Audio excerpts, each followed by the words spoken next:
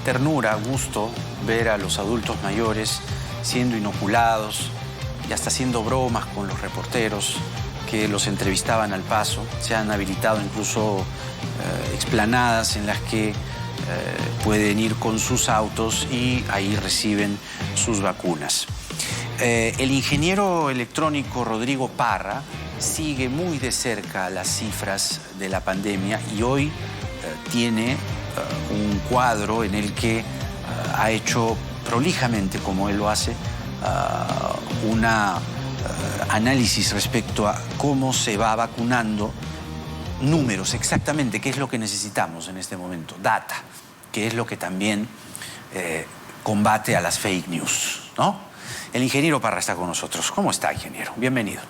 Buenas noches. Buenas noches, Jaime, ¿cómo estás? Vamos a poner a la pantalla, como si una sesión Zoom se tratase, las cifras, este cuadro que usted ha elaborado desde el inicio de la inoculación, el 9 de febrero, como podemos observar, por ejemplo, en la gráfica de la parte izquierda, que hay un repunte, ¿no? Un comienzo con mucho brío.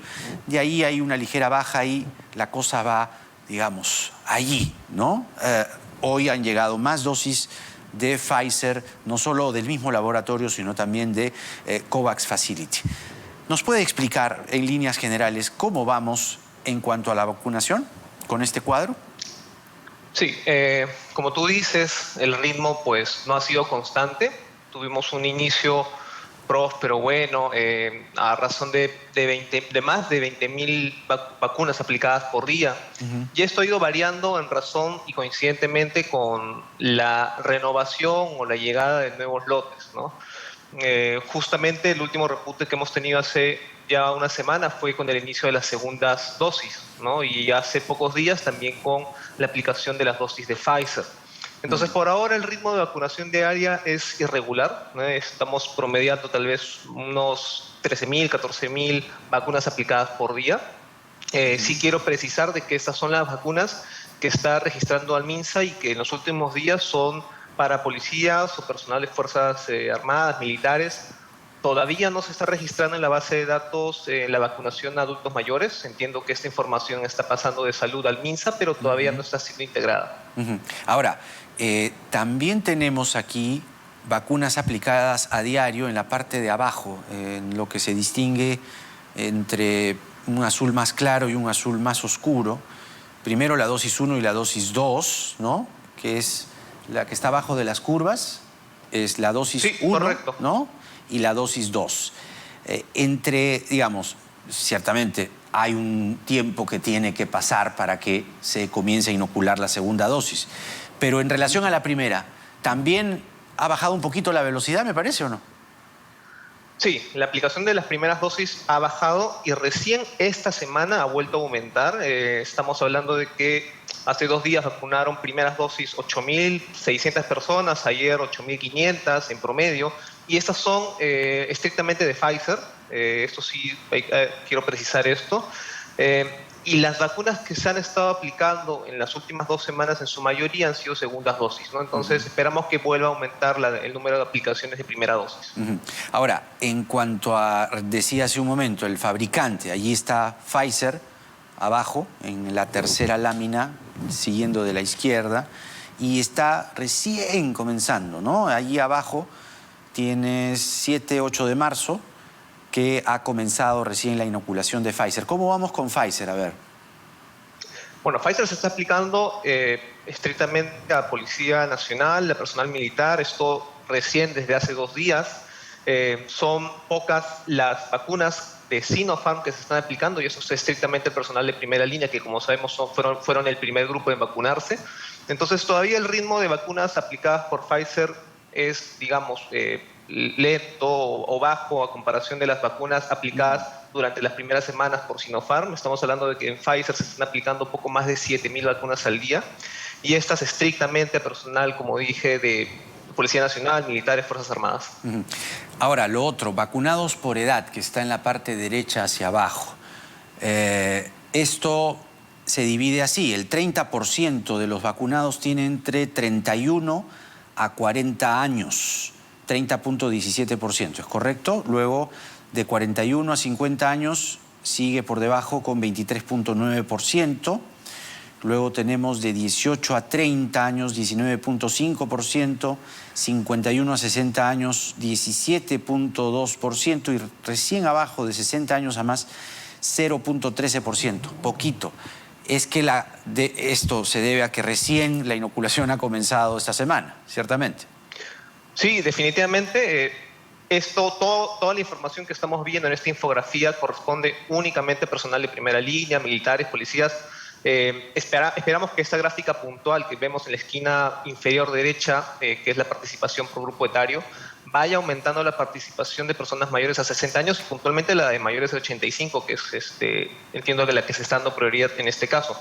Pero como dije al inicio, todavía esta información de salud que entiendo se está pasando, se está transmitiendo a MINSA, no está siendo incorporada a la base de datos abierta y que esperaría yo en estos días puedan hacerlo. Claro, porque ahora, ¿esa demora es usual entre, digamos, trasvase de información de salud a MINSA o de alguna otra institución a MINSA? Bueno, ni qué decir de la cifra de muertos y todo lo demás, pero me refiero, en este caso, ¿suele ser así de Rengo? No. La verdad no han habido demoras. Esta información se actualiza todos los días puntualmente por las mañanas. Yo creo que aquí la demora está porque ya es personal que no es de primera línea, que está fuera del sistema, son población, ¿no?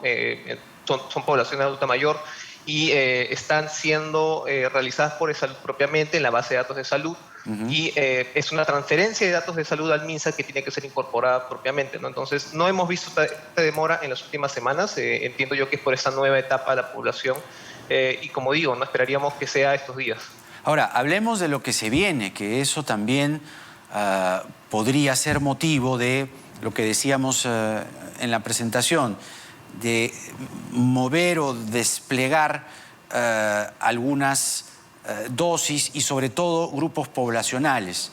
Hoy el canciller ante el Congreso ha dicho que se están ya por cerrar en una negociación aparentemente bastante avanzada vacunas de, por ejemplo, Johnson & Johnson, Sinovac, Moderna, CureVac, Gamaleya, las dichosas vacunas rusas. Ahora, esto en cuanto a movilización de personas y fases, ¿no? Porque primero se planteó y se dijo fase 1, fase 2, fase 3, listo. Pero ahora más bien todo puede estar sujeto a modificaciones, ¿no es así? Sí, definitivamente la priorización de los adultos mayores fue a causa también de que los contratos o las fechas se fueron concretando de manera anticipada y se pudo dar prioridad a este grupo. Y en razón de que las vacunas también vayan llegando, sería bueno y definitivamente lo ideal que se vaya ampliando la aplicación de vacunas a la población de manera masiva, ¿no? Que estamos esperando este aumento. Justamente hablando de Johnson, y es un momento de que la están aprobando en Europa y, sí. E incluso han cerrado un acuerdo con Merck para ampliar su capacidad, si no me equivoco, en 150 millones de vacunas adicionales al año. Entonces, Johnson, la verdad, se presenta como un potencial participante en esos acuerdos. El problema, y usted que sabe de cifras me va a entender, es que la negociación, hasta lo que sabemos, es solo de 5 millones de dosis, aunque es solo una dosis, ¿no? Entonces, igual es poco. Sí, correcto. Bueno, en general las dosis que estamos recibiendo semana a semana, como sabemos todos, son de 50.000, 100.000, 160.000, ¿no? Tener un acuerdo de 5 millones de por sí y tener asegurados 48 en el año, si bien suena prometedor, esperamos que los plazos se vayan acortando. El gran beneficio de Johnson es justamente lo que mencionas, ¿no? Que se necesita solo una dosis a comparación de las que estamos trabajando o aplicando hasta el momento. Bueno, hablemos ahora de otras cifras que son las más dolorosas de esta pandemia y son las de los fallecidos. De acuerdo a información que usted también ha podido cotejar de las bases de datos, tanto de MINSA como de SINADEF, ahora sí podemos decir que pasados ya varios días, porque se dijo, cuando se dijo se levanta la cuarentena, se dijo, pero está bajando la cifra de fallecidos, pero eran todavía pocos días como para decir esto es una tendencia. Hoy podemos decir que la cifra de fallecidos disminuye sostenidamente o todavía no. Bueno, ya vamos casi 2 semanas con la curva de fallecidos confirmados descendiendo de manera constante. Estamos promediando 176 fallecidos confirmados por día, que igual sigue siendo mucho, pero recordemos que en febrero estuvimos en 210 fallecidos confirmados por día. Esta cifra sigue descendiendo. Hoy día fueron 160 los que reportaron, hace unos días fueron 119, y así hay momentos que sube y otros que baja, pero en promedio la tendencia está descendiendo. Lo mismo estamos viendo en la otra base de datos, que es la base de datos de SINADEF, que nos dice las muertes por toda causa.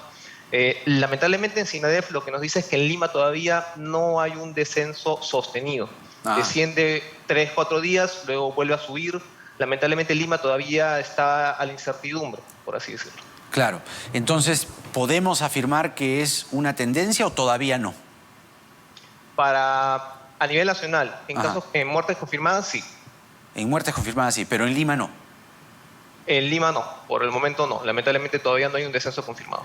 Ya que hablábamos hace un momento de digamos, trasvase de información, de que bases de datos de una institución estén centralizadas en la autoridad sanitaria y el Ministerio de Salud, ¿qué pasa con la cifra de muertos, la diferencia entre SINADEF y el Ministerio de Salud? Porque recordemos que el año pasado se anunció, durante la era Vizcarra, que SINADEF y el MINSA trabajaban en una comisión en la que se iba a sincerar, que fue la palabra que se utilizó, las cifras de muertes. ¿Qué pasó? Todos nos olvidamos de eso. Nadie más ha vuelto a hablar de ese tema, ¿no? Bueno, efectivamente, como término sinceramiento, la última vez que lo escuché fue pocas semanas antes de que la exministra Macetti deje el cargo, y ella mencionaba de que el sinceramiento se estaba dando a diario, y esto lo mostraban en el reporte del Centro Nacional de Epidemiología. Sucede que las muertes confirmadas que vemos a diario en infografía son unas, y las que muestra SINADEF las que muestra SINADEF en este reporte del Centro Nacional de Epidemiología son confirmadas, sospechosas y probables. Entonces, la brecha entre ambas es mucha, pero sin embargo entiendo que no se pueden mezclar porque las segundas no tienen ninguna prueba de descarte, y la OMS propiamente en el mundo pues justamente pide que se lleven de manera separada, e incluso en la base de datos de SINADEF se guarda con una codificación distinta. Entonces sí las tenemos a la mano. Lamentablemente no es que la pongan en infografía, yo la tengo que poner en la infografía, hoy día todavía no ha salido el dato, claro, pero sí son categorías distintas, confirmados, y las otras son sospechosas, probables y también confirmados, que es un grupo mayor. Ahora vamos con los contagios, que es lo otro que día a día sumamos a diario. Y sumamos además, con, eso sí hay que decirlo, una mayor cantidad de pruebas. En un momento podemos hablar también de las pruebas, pero ¿cómo vamos en cuanto a positividad? ¿Cuál es la evaluación que usted tiene en cuanto a casos positivos de coronavirus en este momento? Bueno, la positividad está bajando ya desde hace ya un par de semanas. Estamos en un punto promedio de 15.5% por pruebas moleculares. Y las pruebas de antígenos, que son al día de hoy las más usadas, tienen un promedio de 10%, el cual ya, digamos, está entrando en un rango bajo, técnicamente controlado si llegamos a un 5% en lo que subimos en noviembre. Esto también se da de la mano por un aumento de pruebas. Estamos realizando un promedio de 50.000 pruebas al día en total, de las cuales entre 15 y 20.000 son moleculares, 30.000 son de antígenos, y ya la minoría, de 5.000 más o menos, son pruebas rápidas que ya cada vez están en desuso. Entonces sí, la posibilidad se viene todavía en descenso. Hay una pregunta clave que yo sé que no necesariamente puede ser respondida con la objetividad o el brío que la gente, el público, ansiosamente puede estar esperando. Pero podemos afirmar que ya la segunda ola llegó a su pico y, de acuerdo a la cifra de fallecidos a nivel nacional y de acuerdo a la cifra de contagios a nivel nacional, ¿estamos descendiendo, que la ola está bajando, o todavía es muy prematuro decirlo? Está descendiendo, sí. De que sea prematuro decir que vuelva a subir, definitivamente ya pasó en la primera ola que volvió a subir, pero sí está descendiendo al momento. Sí está descendiendo. Ahora, ¿en qué fase de la cronología del día a día uno puede decir, sí, ya la ola está bajando, como la vez pasada? ¿En qué momento uno dice, ya, esto está bajando? Ahora sí, la ola bajó. Bueno, la primera ola, para hacer un comparativo, tuvo unas 3 semanas de descenso hasta que volvió a subir. Sí. Y luego este segundo pico que tuvimos fue un descenso constante que duró los 2 meses siguientes, ¿no? Hasta el punto estable que llegamos en octubre, noviembre. Entonces recién estamos en una semana nuevamente en descenso, porque recordemos que volvimos a subir Sí. hace poco más de una semana. Entonces todavía, lamentablemente por Lima, si Lima vuelve a subir mañana, pasado mañana, la siguiente semana, esta curva va a volver a aumentar. Lima está estable, todavía no se define si sube, si baja, pero si esta tendencia es al alza, lamentablemente va a arrastrar a todo el país nuevamente. Porque lo otro que también hay que decir, y que, a ver, uno siempre está buscando a ver si esto baja o no, el problema es que las camas UCI y el oxígeno nos jalan hacia abajo, es decir, nos hacen pensar que esto no necesariamente está pasando, más allá de la frialdad, pero la objetividad pura y dura de los números, ¿no es así? Sí, definitivamente. Todavía el indicador importantísimo, que es la ocupación de camas UCI, sigue al 100% virtualmente en todas las regiones. Esto no está descendiendo. Hay muchas regiones que los fallecidos están bajando, pero la saturación de las camas UCI sigue igual.